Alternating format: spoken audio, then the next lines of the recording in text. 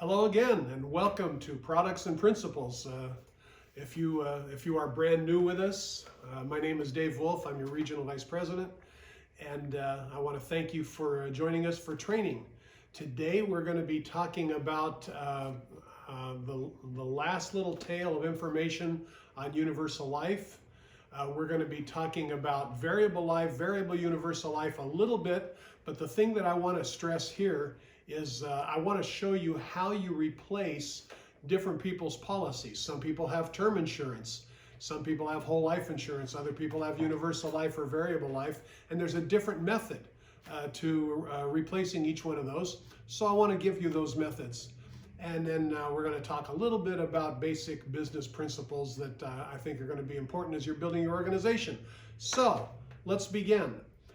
We talked last time about universal life, how it's different from whole life, that has the accumulation account and all of that. But I had mentioned that universal life is not exactly the most honest product on the marketplace. I want to give you an example of what I mean by that. Let's suppose now that I and my friend Riley are the same age. And we have an agent come to us from XYZ Insurance Company, and he does a universal life proposal. Universal life has what is called the target premium. That's just within the individual companies. They have a target that they would like for a person to be paying this amount of monthly premium, and that depends, of course, on the person's resources. So let's suppose that Riley and I are exactly the same age, exactly the same health. We talk to the same agent, same insurance company, and want the same policy. So we both ask for a $200,000 universal life policy. And I have a background as a college professor. College professors don't make a great deal of money. And so with my humble resources, the insurance agent says, now you can get this policy for $120 a month. And I'm thinking, well, cool, that's not bad. I can afford $120 a month. He does the same proposal for the same amount of coverage for my friend Riley, who's a big RVP in Primerica, and he's making a ton of money. And so they come to him and they say, now, Riley, you can get this policy for $280 a month. And he says, oh, great, I can afford that, and that's not a problem. And he buys it for $280 a month. Now, how can there be two different premiums for two identical clients on the same product, same company, same agent, same everything? And the answer is they base it on resources. Who gets to make the decision as to how much you pay for your policy? And the answer is the agent. The agent gets to make that decision. Now, he has to stay within company guidelines. If he charges too much, then you know, the IRS could say, well, now, you know, this kind of smells like it's an investment, and if they call it a modified endowment contract, then the owner of the policy is in deep yogurt as far as taxes are concerned. And so they don't want to charge too much, they don't want to charge too little, because it's got to be enough to carry the cost of the insurance for a period of time. But how do they deal with the discrepancy in the two premiums between myself and my friend Riley? And the answer is in the table that we talked about last time, that table of monthly mortality costs that's in the policy. It's usually in the first 4, 5, 6 pages of the policy, but find it when you borrow the policy, and make sure, please, please, please do not borrow anybody's insurance. I don't care if they're your cousin, I don't care if it's your mother. Don't borrow anybody's insurance policies unless you are properly licensed in the state in which they live, or in the state in which you're talking to them. Please don't touch anybody's insurance policies without a license. But assuming that you're properly licensed, and then you borrow that insurance policy, you want to get into that policy and look for that table, monthly mortality costs of insurance. And it shows at different ages how much the monthly mortality cost could be for that insurance. Now, if Riley and I are the same age, then the cost of insurance is probably the same. In my case, I was paying $120 a month for it. But let's say in that table, you multiply it out for the 200,000 at my age, which is 260, and you multiply those numbers out, and you find out that the cost of the insurance should be about $70 a month.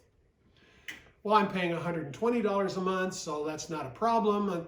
Taking the extra money, it's putting it into the bowl that we talked about last time, so the accumulation account is building up inside the policy.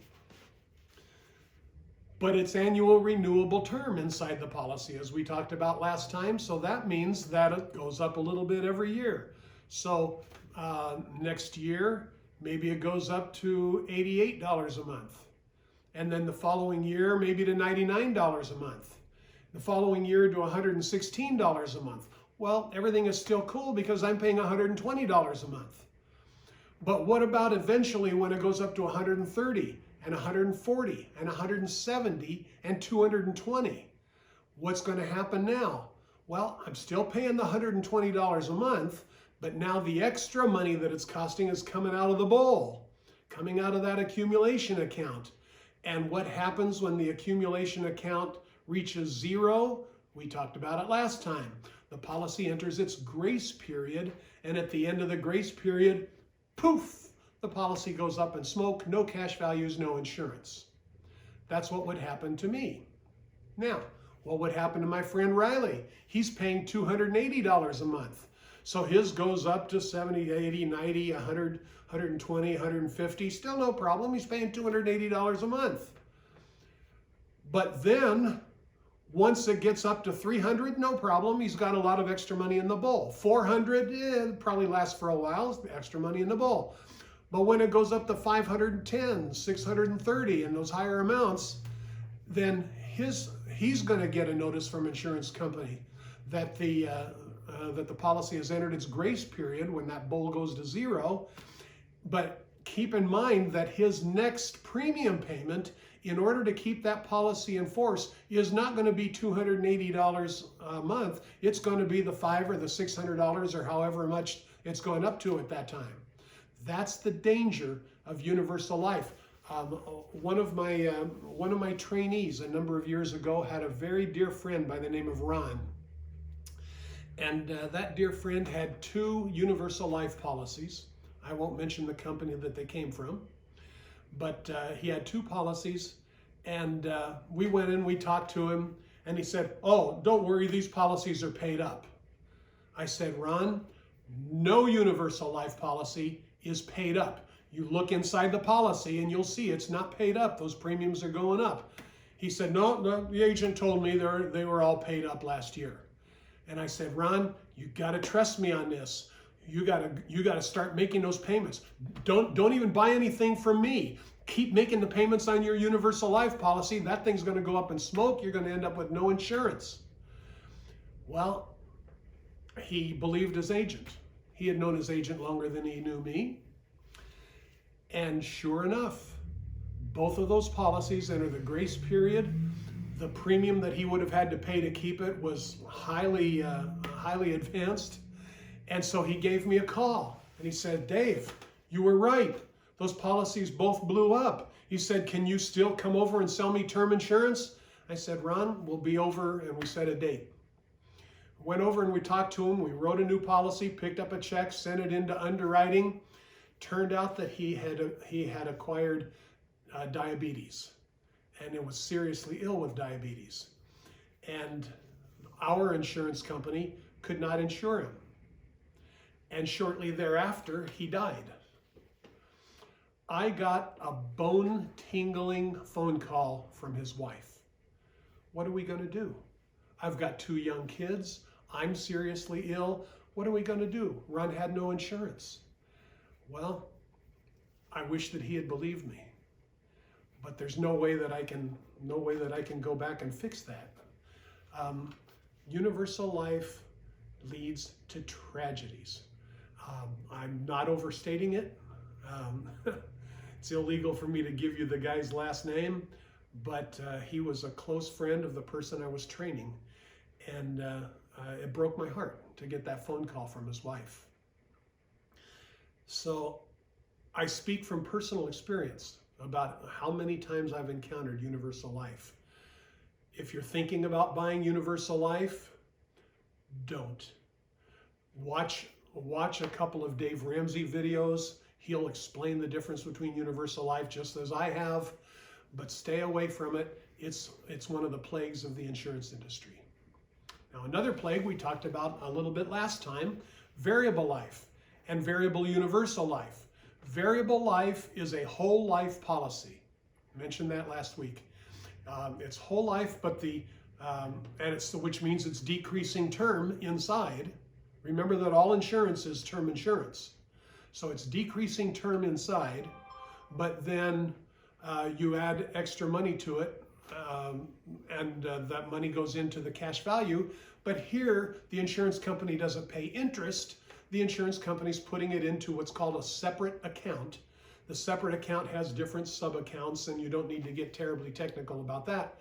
But the separate account is separate from the insurance company's general account, their operating expenses. And it's separate because it's just for your policy's cash values. And what's in that separate account? Almost always it's mutual funds. There can be other things, but the most common is they invest in mutual funds. Notice that I said they invest in mutual funds. You, the policyholder, are not investing in mutual funds with a variable policy. They are. The charges that they charge wouldn't even be legal in most cases for investing in mutual funds. So you're not investing in them, they're investing in them. It has the same provisions that a whole life policy has, namely the first couple of years, nothing builds up in cash values. Eventually it builds up. If you want to take the money out, you have to borrow it. So now you know it's not your money. The interest rate is in there in the policy that you have to pay to borrow the money. And finally, with option A, Universal Life, it could be called Type 1. As I mentioned last week, some companies switch them around, but most companies, Type A is where they pay the face amount. You have a $200,000 policy. If it builds up $30,000 in the cash values and you happen to die, the beneficiary gets the $200,000 because it was decreasing term. The $30,000 is part of the death benefit. You'd like it to be in addition to the death benefit, but no, it's not. It's part of the death benefit, which means the beneficiary doesn't get them both. Now, I mentioned last week too, there is an option B. There is a Type 2 Universal Life policy. With that type, they say, see, now here, that gets added to the death benefit. That's not true. What gets added to the death benefit is what's called increasing term insurance. Most of the agents that sell this product don't know that, but it used to be on the state exam. It's called increasing term insurance. You're paying additional amount. I mean, if you have two policies, one of them the beneficiary loses the savings if they die, another one the beneficiary gets the savings if they die, which one of those do you think costs more? Maybe this one, okay? The reason that it costs more is not because you're getting the cash values, it's because they're getting increasing term insurance. They're paying additional money for additional insurance, okay? If you needed an additional insurance, you should have just bought a term rider. But anyway, so that's how variable life works. It's a whole life policy with mutual funds most of the time, some kind of securities in the separate account to make up the cash values. Now, I mentioned last time, and finally we should be done reviewing last time, variable universal life, which is kind of a hybrid between variable life and universal life, because people liked the flexible premiums. There's no flexible premium in variable life because it's a whole life policy. But they liked the flexibility. If I lose my job for a couple of months and I can't make the premium payment, well, I don't want to lose my insurance. No problem, it's a universal life policy now. Even though it has variable in the name, if it's variable universal life or universal variable life or variable flexible premium adjustable life, any of those names that indicate UL, it's a flexible premium policy. so you don't have to make the premium payment if you want. You can overpay if you want. God forbid that you would do that. But, and once again, because it has the name variable in it, it's securities. It has a separate account. The money's invested in mutual funds, just like it is with variable life. But you need to pay attention to the following warning. Just as I mentioned, you cannot borrow a person's insurance policy unless you are properly insurance licensed. You don't borrow a person's variable life or variable universal life unless you are life insurance licensed and securities licensed. So if when you do that appointment, if you find out that they have a variable policy, say, you know what, John and Mary, fantastic. I'm going to bring over a friend of mine who is a security specialist, and he'll borrow those policies. We'll analyze them for you, bring them back, and tell you what the results are. Fair enough? But make sure that a securities licensed person borrows those policies. Is that a deal? Now, you've borrowed the policies. You've taken them back to the office. You've analyzed the policies. If you need my help, I wrote a computer program that does that. You've analyzed the policies, and you have all the information, and you know how much money they're going to save by buying term insurance, and you know at different rates of return how much money they could have if they invest the difference. And now you're ready to go back in. Now, how do you actually do the replacement? Because some people are going to say, well, I was warned about term insurance. I don't want to get term insurance because if you don't die during the term, you lose everything and there's no cash value buildup. Let me ask you a few questions. Think about your car insurance. Suppose that you had a car insurance with cash values. And so you pay extra premium, you know, it's a little more than it would have been for just plain vanilla car insurance, but the money's going into this cash value account. And so at any time that you need to, you could borrow against your car insurance policy and pay interest on this thing that you really thought was your savings program. Wouldn't that be fun? Go borrow against your car insurance policy. But then if you have an accident, the insurance company keeps the cash values. Wouldn't that excite you to buy something like that? What about your health insurance? Do you have a little cash values inside your health insurance so that if you can't make the premium payment, you know, that's okay, we'll keep your health insurance? And it's ridiculous. It's just as ridiculous to have a cash value in your life insurance. The purpose of life insurance is not to insure your life. The purpose of life insurance is to protect your beneficiaries in case there's a financial disaster if you were to die. That's the purpose of life insurance. And so to meet that purpose, you want to do that as inexpensively as possible. But you do need the other type of product. You do need money building up so that someday you're self-insured. You don't need to have life insurance for your whole life. You don't need that. You need money to leave to your family. If you've got $500,000 in cash in your retirement plan, and it's a Roth IRA and it's totally tax-free, then who cares if you have a $300,000 or $400,000 life insurance policy? Your family certainly doesn't. You could leave them the cash. And so our company is the one company that wants to get you out of the life insurance business so that you can actually be self-insured by the time you retire. Does that make sense? Now, I see everybody nodding, going up and down. That's good. That makes sense.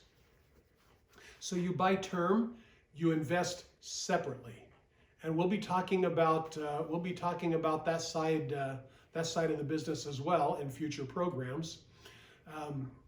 For now, how do you replace those different policies? Suppose, for example, that you walk in, you borrow their policies, analyze the policies, and they had term.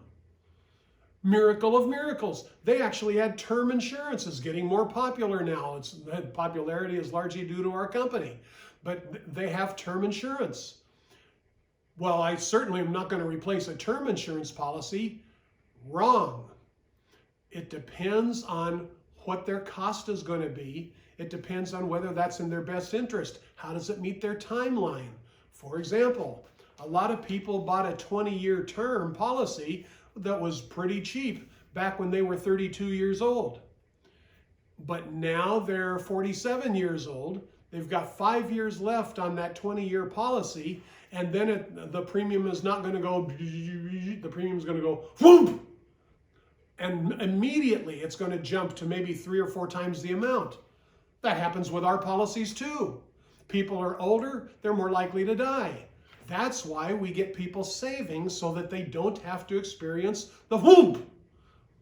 Now, if they're 15 years into a 20-year policy, you can really help them.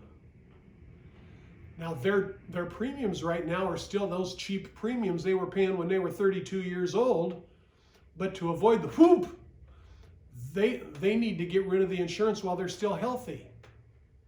And I will often tell a client, you know, my job isn't to just protect your family. My job is to protect your insurability. Today, it would appear, John and Mary, that you are insurable. You look healthy.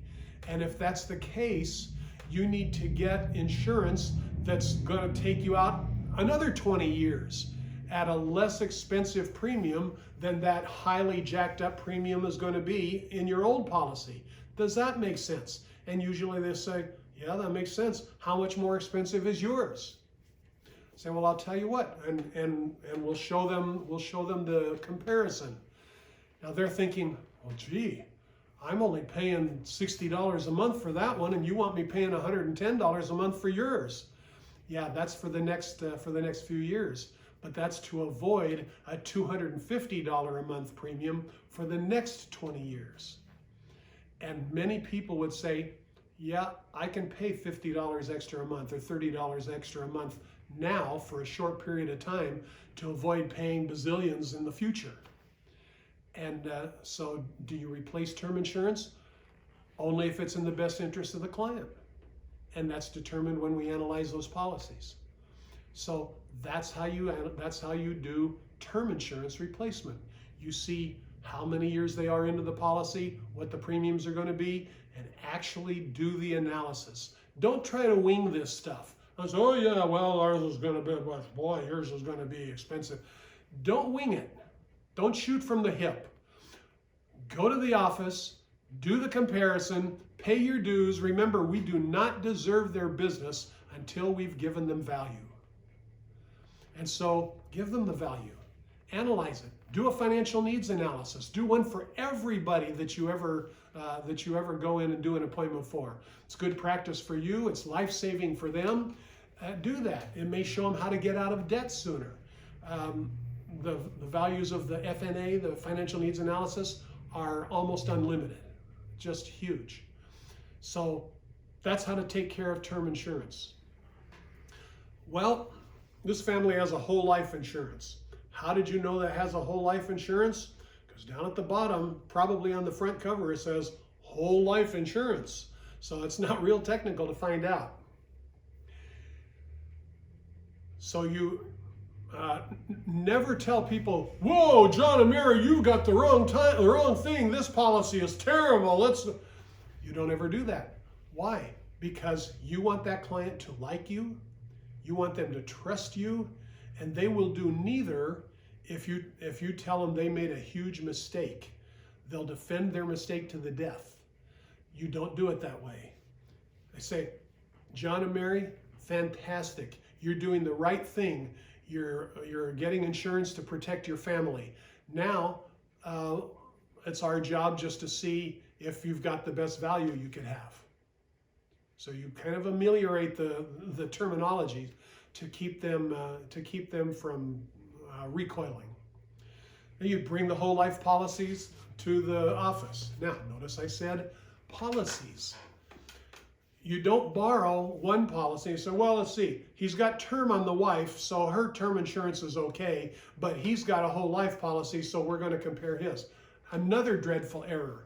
They're paying this clump of money for their package of insurance.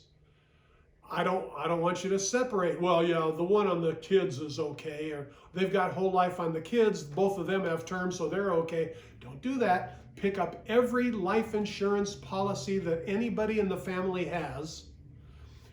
And remember, you don't say, I'm going to take your policy to the office. I'm going to borrow your policy for a day or two. Words are important. People trust you more if they hear words that don't cause them to recoil. So you borrow those policies. We actually do the analysis. How do you present it? With whole life insurance, you don't do it the way that you did with term insurance, because whole life insurance doesn't go up. It stays expensive for your whole life out to age 100. And so what do you do with that? You do the funny bank. You do the refrigerator example. So I want to show you that refrigerator example, because now I've shown you the funny banking system with the 4 features that Vanita Van Caspel taught us back in the 1980s. That you lose your cash values for the first 2 years. So the rate of return first couple of years is negative 100% rate of return on the cash value part. Secondly, you have to borrow your own money and pay interest to get it. Thirdly, the interest rate on the cash value is usually very low.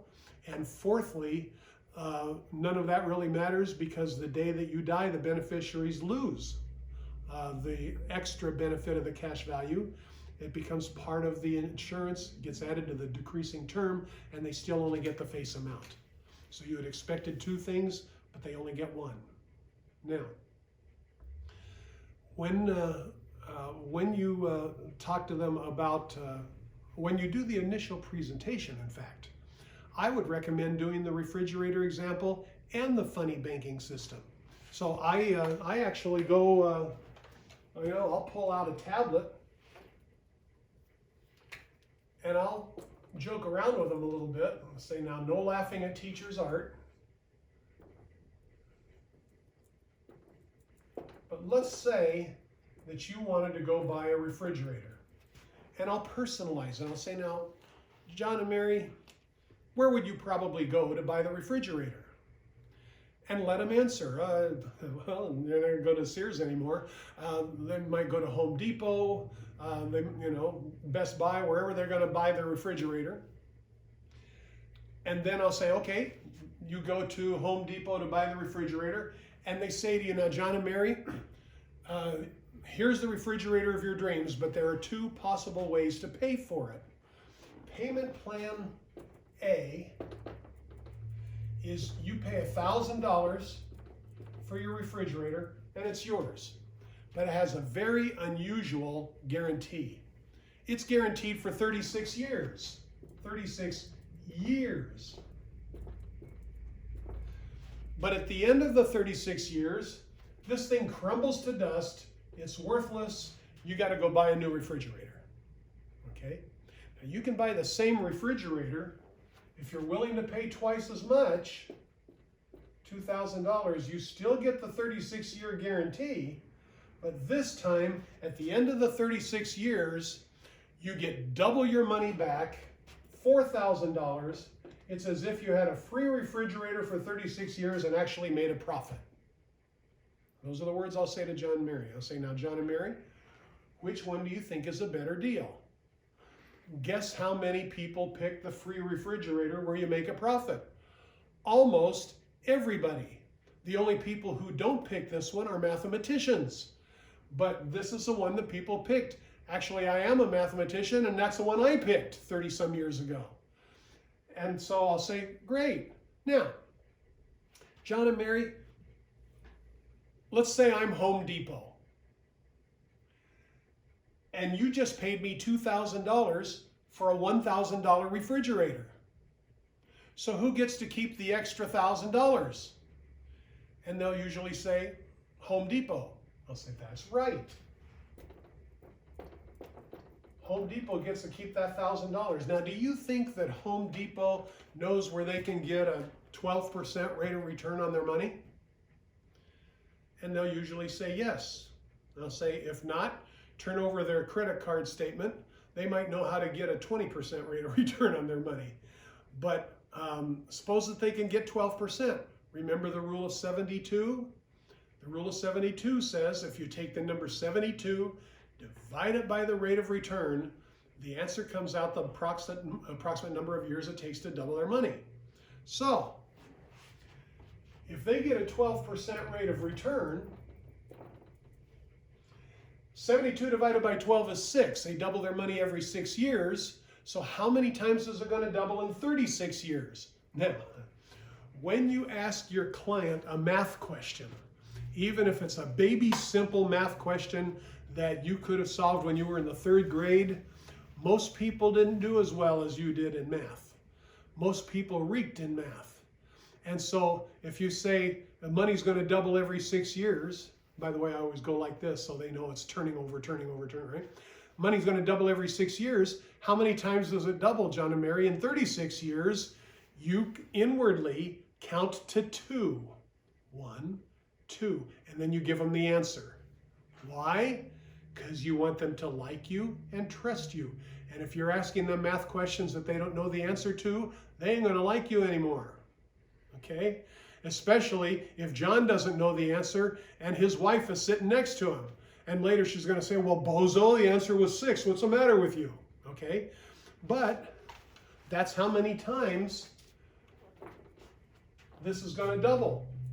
So take the 1,000, double it 6 times. 1,000 doubles to 2,000, 4,000, 8,000. And I actually write those numbers here just for the effect of it. 2,000, 4,000, 8,000, 16,000, 32,000, $64,000.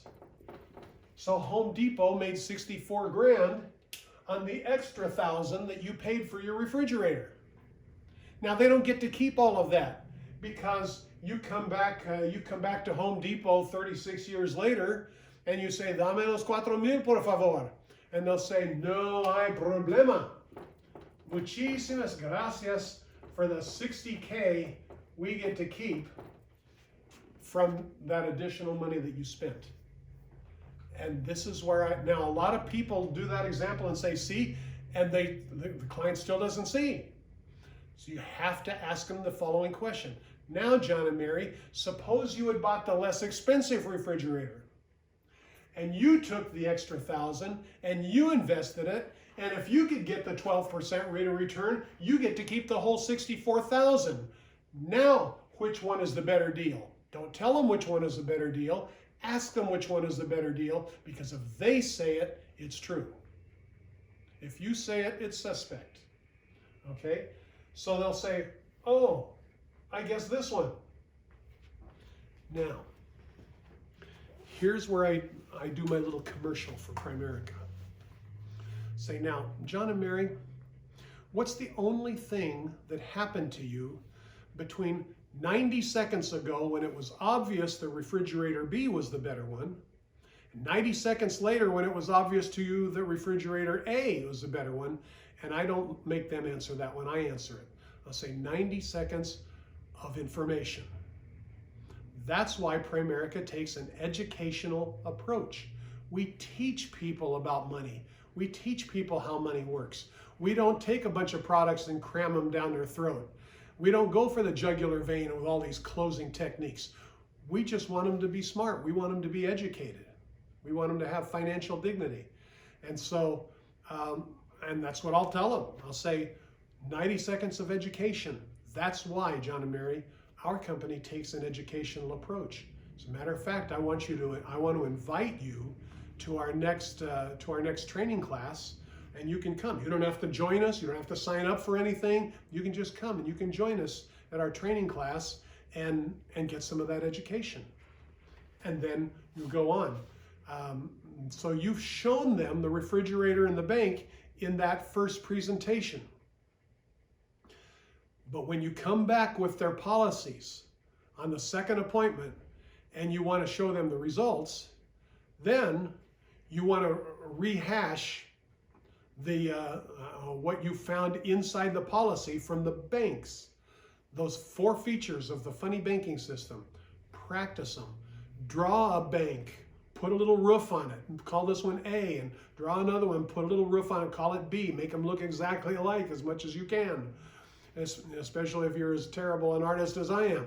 But then you write those 4 features in writing, and then you write the correct features in writing, so that they see the difference between losing all your cash values the first 2 years, never earning a high rate of return, borrowing your own money at probably 3 times the interest rate they've been paying you to get your own money, and number 4, losing every bit of it when you die, or the right bank, where you start earning interest the first day. You might earn 4, 5, 6, 8% rate of return if you invest it properly, where you make a withdrawal, not a loan to get your own money, and the day that you die, your family gets to keep it.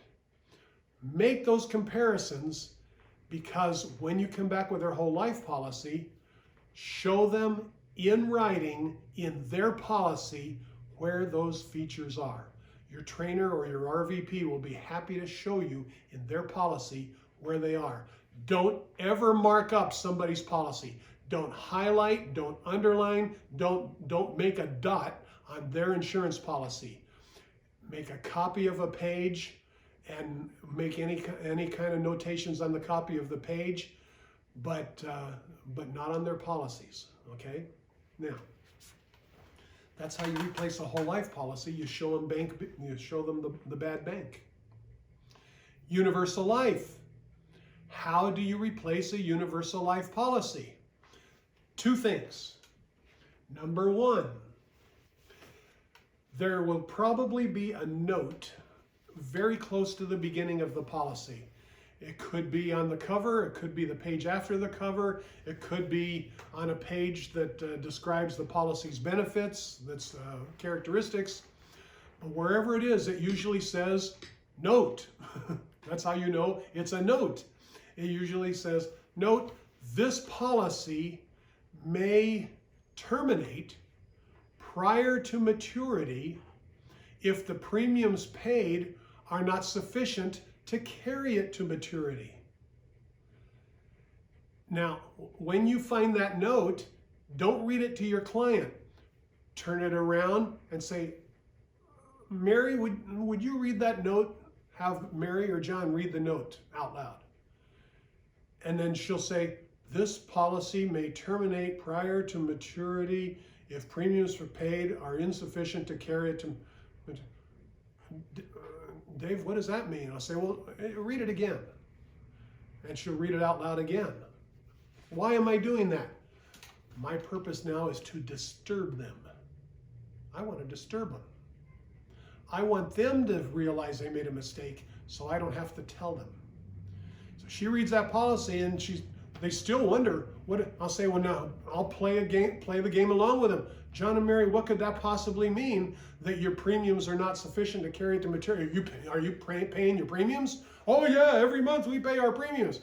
Well, let's look in here and see if we can discover what could keep those premiums from being sufficient. And then I'll look inside their policy. Oh, look at this. Monthly mortality cost of insurance. Remember, I've told you about that table a couple times already. You look in there and say, well, now let's see, John and Mary. John, you're now, 39 years old. So the monthly cost of insurance, you got 200,000, then this number is 0.07, blah, blah, blah. And you have a little calculator with you, so you don't have to do anything fancy. And say, well, okay, so your cost of insurance is less than you're paying right now. So what could keep your premiums from being sufficient? Oh, well, let's go out here 10 years, or your premiums have doubled. So they probably explained to you that, right? That your premiums are going to go up? No, they told us it was never going to go up. They was going to stay the same. In fact, they told us after 15 years it'd be paid up. So, well, John, this is what you signed. This is a contract. So this is what you purchased. In 20 years, well, darn, it's going to double again. Look at what the premiums are now. Well, we figured it out, John and Mary. Now we know what could cause your policy premiums to not be sufficient to carry it to maturity. Well, praise God, we figured that out. They won't be praising God. They will be upset that they were misled. Now, am I saying that their agent didn't tell them the truth? No, I'm saying the policies are not designed for the client to understand it. And there is one company, it's a pretty popular company. They sell Equity Index Universal Life. There's usually a statement that they signed. And the statement says, I fully understand the provisions of this policy, and they sign it. And then I will turn to like the page that talks about the cash values, and how they get credited to that EIUL policy, Equity Index Universal Life policy, and I'll read a couple of sentences. I'll say, now, John and Mary, do you understand those sentences? Well, if the index and a certain month of this and on it, and they're saying, no, I have no idea what that means. I said, well, they had you sign that you did. And that's how this product is designed. It's not designed for you to get it. It's just designed for you to buy it. And the good news is that you can make a significant difference by buying term insurance, the less expensive refrigerator, investing the difference for yourself. And now, John, if you were to die, Mary gets both of them, the insurance and your savings. Does that make sense? They'll say, yep, makes a lot of sense. And my next question is always, great, let me ask you a few questions and make sure that you qualify. And off they go. So now they get a chance to go through the insurance application, and it's done. That's how you replace universal life. How do you replace variable or variable universal life? And the answer is the prospectus. Remember I said last time that you have to pick up with universal life, you have to pick up the policy and the dream sheets, the illustrations. With variable policies, you have to pick up all three. You have to pick up the policy, you have to pick up the illustrations, you have to pick up the prospectus, the one probably in green or blue print on little thin paper. But you don't pick it up unless you're securities licensed. You have your securities license manager come and borrow those policies with you. Okay, but how does that sale get done when it comes time for it? And the answer is you read to them statements out of the prospectus. It's absolutely hilarious because on one page it will say, you, the policy owner, bear the entire investment risk for amounts allocated to the separate account. And you think, well, you're bearing the investment risk for the mutual funds in the account. Well, that's fine. I have mutual funds and I'm bearing the investment risk for those too. But then you turn forward a few pages. And some companies it was on page 12 or 13, but wherever it is in there, you've studied it with your manager, and so you know where it is. You didn't mark it up in their prospectus, but you have a copy of you have a copy of those pages, and you read that to them. And read it to them from their own prospectus so they know that you didn't bait and switch them with some other copy. So you read it to them from theirs, though, and says, we, which means the insurance company, own the separate account. Now, I bear the entire investment risk for the mutual funds, but my name is on those mutual funds. Those are my mutual funds. But when you have when you have the investment risk and they own the investment account, there's something wrong with that. Does that make sense? And so you show them that. And that's the first little piece of comedy that's in that prospectus.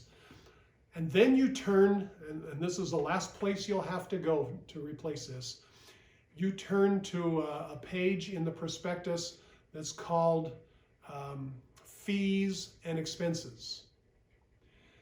And it might be expenses and fees, but be flexible.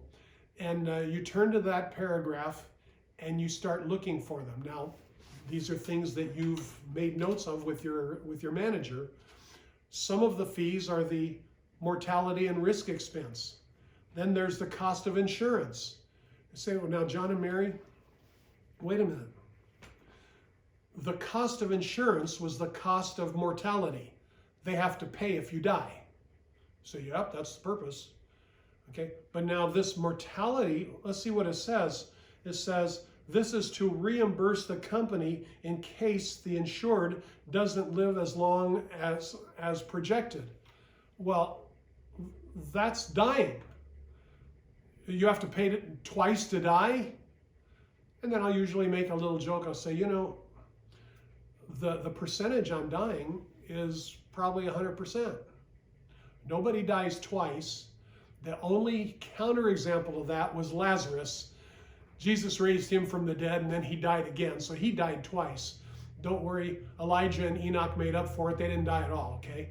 But you have to pay more than once to die. There's something wrong with that.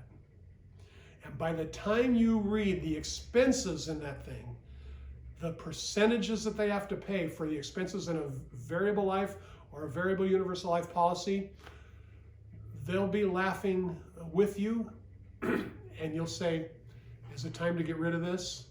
And they'll say, yep. Great, let me ask you some questions and see if you qualify. And you're off doing the application. And that's how you replace each one. You don't replace a variable policy the same way you replace a universal life or a whole life policy or a term policy. Those four methodologies are entirely different, and now you know, and you can go back and you can watch this 100 times until you've mastered it.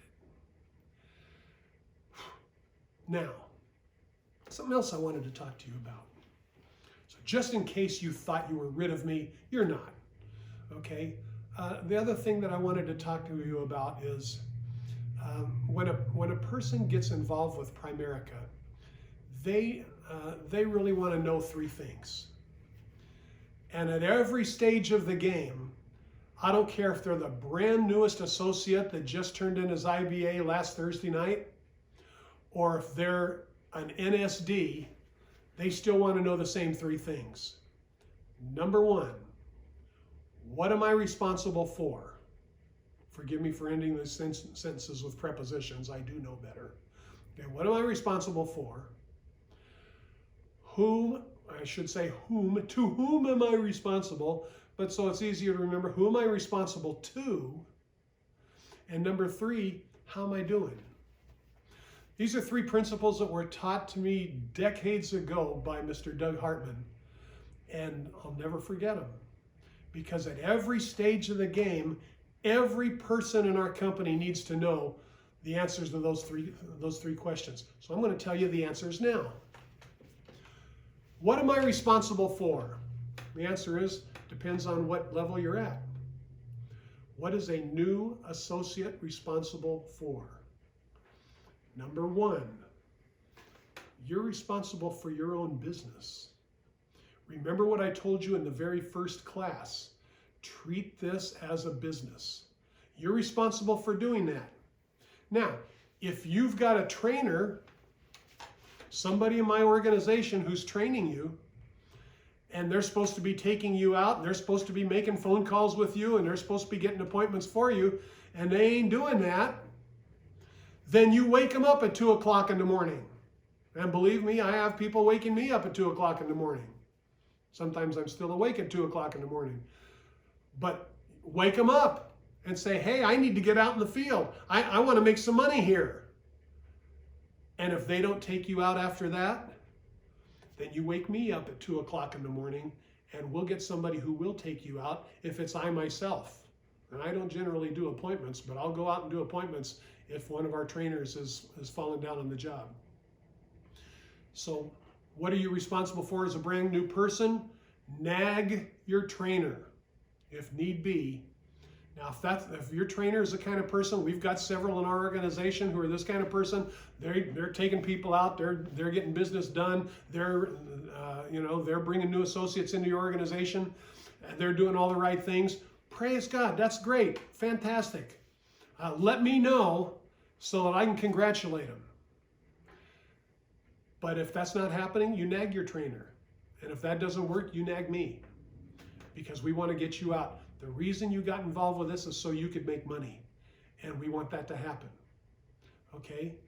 So that's what you're responsible for. And then, of course, you're responsible to introduce your trainer to these new people that you're going to go out and see, and those will become your new associates.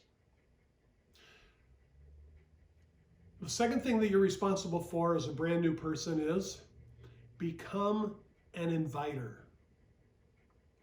Now, you don't have to have an insurance license to invite people to a meeting. At the time that I'm making these videos, we're not allowed to go to meetings because of the coronavirus. If you haven't heard of the coronavirus, these videos have lasted way too long. Okay, but if you are a brand new person, you don't need any licenses at all in order to invite people to meetings. If the meetings are on Zoom or if the meetings are in person at the office, you can invite them. Your most important license in this business is not the insurance license. It's not the securities license. It's your driver's license. That's the most important license in this business. You go pick up your next door neighbor. You go pick up your best friend. You go pick up your brother-in-law, and you bring them to the office and leave everything else to us so that we can bring those people aboard for you. That's our job, and we're good at it. Okay? So you invite them and you bring them if it's legal to bring people to the office at that time. Now, what are you responsible for if you have a license? If you have a license, you're responsible for two things. Number one, you've got to get to district. You've got to get to district leader, district manager. You've got to get to that first promotion so that your RVP will allow you to do presentations for other people, because you're not going to be making money until you're licensed and you're able to do presentations. And so get to district. How do you get to district? You nag your trainer. It's their job to get you to district. Okay? So you get licensed, you get to district, then you can start doing presentations. Of course, you want to master the presentation. You practice it. Don't forget, people will forgive you if you're not great at doing the presentation. You know what they won't forgive you for? If they don't see fire in your eyeball, they won't forgive you for that.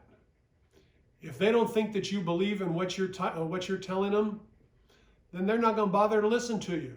And they're going to resent the fact that you went in and wasted their time. They could have been watching Gilligan's Island reruns on TV. They're going to resent it. But if you have fire in your eyes and you're convinced that this is an important message, they'll remember you, and they'll remember that. And many of those people will get involved. So you're responsible for learning the presentation, getting good at it.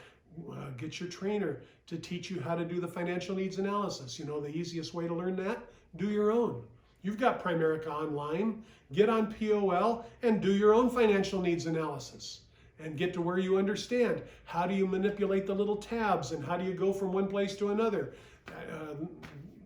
That really can only be learned by experience. And what else are you responsible for? Continue inviting. Continue bringing people in your car. Bringing new guests. That doesn't ever stop. Doug Hartman makes plenty of money to live on. Okay, once you make over 7 figures for over 2 decades, 3 decades, you're doing okay financially. He doesn't need to do this, but he still invites people to come to the office. He still sits down with people to talk to them about our business. He doesn't have to do that. He'd make the same money if he didn't do that. But the reason he does that is because he loves this thing. I'm going to say something real blunt. If you don't get to the point after 90 days or so that you just love this thing and become fanaticized about it, go someplace else. Don't stay. We want people who really want to make a difference in others' lives. And if that's not you, God bless you. Thank you for coming. Hope you learned something about your own finances, but don't hang around with us, because we're looking for fanatics. I was at a meeting in New Orleans many years ago. Our CEO at that time was a former general in the U.S. Army by the name of Pete Dawkins. And I'll never forget, we were actually in Fort Worth, if I remember right, and he was talking to us in a big general meeting, and he said, now some people say that our company is a cult. So I wanted to find out exactly what a cult was. So I looked in the dictionary, said, cult, a group of people fanatically dedicated to a common purpose. Sounds good to me. And that was the end of that issue for us. Well, sounds good to me too. We are fanatically dedicated to buy term, invest the difference, get people out of debt, debt snowballing, and getting people to retire with dignity, getting people higher rates of returns, getting their money out of the bank, little Mickey Mouse IRAs in the bank, getting 3 or 4 or 5%, and get them into real rates of returns by bypassing those middlemen. We're committed to that. Now, I'll understand if you're not committed to that, if you're the brand newest person on our team. Keep coming, keep going out in the field, and see how your friends have been taken advantage of, and you'll become committed. Now, what are you responsible for if you've been around for a while? You may be an RVP. You may be a regional leader. You may be a division leader. You've been around for a while. Well, what you're responsible for is you get out there and do it. You just keep doing what you need to do in order to be successful. Now, part of what you're to do is you need to be taking out your new people. You need to make sure that if you have trainers in your organization, that they're taking out their new associates and they're building their teams and they're getting them to district leader. You can get to district leader before you even get a license. You can't get paid before you get a license, but you can have the promotions, and the day you get a license, boom, that promotion is in gear, and you can make a higher contract day one. But if you've been around for a while, don't stop. Don't sit back on your laurels. If Doug Hartman, with the money that he makes, can continue working and doesn't sit back on his laurels, but just continues inviting people, talking to people, folks, you can too. I can too. Now, there was one other thing that I wanted. Oh, I have to tell you the other two things. I haven't told you the other two things. What are you responsible for? You now know. Who are you responsible to? This one's easy. Are you responsible to the person who brought you aboard? Nope. Are you responsible to your district leader or your regional leader or your senior regional leader? Nope. You look at the copy of your IBA and see who signed it with you. You know who signed it with you? I did. Your RVP did. That's to whom you are responsible, only to your RVP. Now, you're also responsible to the law. You don't break the law. You don't do things for which you're not licensed. But beyond the law, you're responsible to your RVP. And you have access to me. Everybody in this organization has my cell phone number. You can text me in the middle of the night. You already know you have that access to me. But I'm the only one that you're responsible to. And the last one, the third thing is, how am I doing? I always try to let people know how they're doing. I learned a principle of raising children a long time ago. In fact, I learned this from the founder of our company. If you have two kids and you see one of them is not doing the right thing and the other one is, you praise the one who's doing the right thing until it's almost ridiculous. That, by the way, is a direct quote from Art Williams, our founder.